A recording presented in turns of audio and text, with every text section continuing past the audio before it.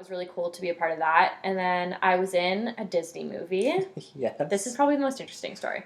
So it was called How to Build a Better Boy. Best. I'm so glad you told us about this. It was basically about two nerdy girls, and the one girl, her father worked for like the military, and they had created this robot that they were using as a fake boyfriend. Yeah, basically. Well, the girl was using it as a fake boyfriend, but it actually was like high-tech, military-grade kind of robotics. And so they built this boy to be like the girl's boyfriend because I guess she was being bullied and whatnot.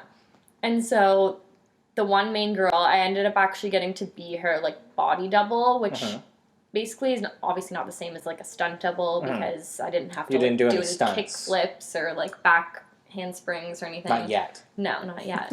But they asked me, because I looked similar to the girl, if I would be her body double. So you just kind of stand in for her when because she was young, so she couldn't work really long days. So when she was unable to work anymore, you just stand in for her. But when you get to be body double, you actually get to be like bumped up into the more VIP kind of section of background, because there's the union and the non-union. So you get to eat first and stuff, and like you get paid more, which is cool. No biggie.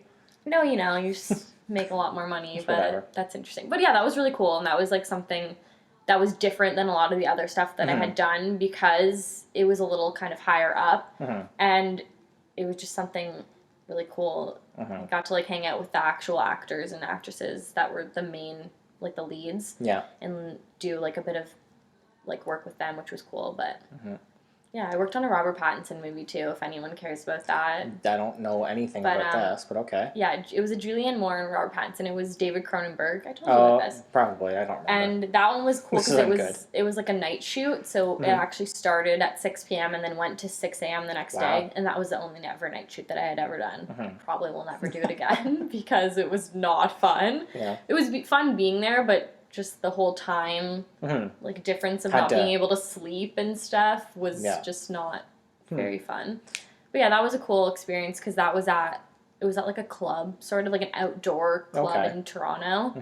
And I actually saw Julianne Moore, which was cool because you don't really get to see, per se, the celebrities. You like walk by them, or you're not supposed to talk to them. Sometimes you're not supposed to make eye contact with them and stuff, which is really... That's intense. Intense, yeah. But she was really, really nice, and she was talking to people, and she was just, like, walking around like she was, like, a normal person, which they are, but... Yeah. Just get paid a lot more. Exactly, and more in the public eye. But, yeah, that was a really cool shoot, too, because it was different to see the perspective of, like, at night and how they do things overnight. Okay. But, yeah, it was cool. I think the How to Build Your Better Boy one, first, best, like, trying to tease it and not being able to tell us because you signed an NDA, a non-disclosure agreement, if anybody doesn't know what NDA means. Yeah.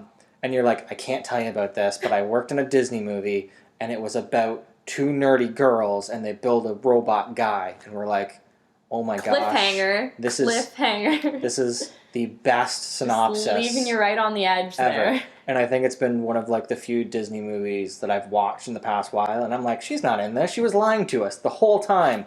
And there was one scene where you danced by the camera. I'm like, there she is. That's me. Always dancing by the camera. That looks slightly awkward. I'm like, there's Mary-Kate.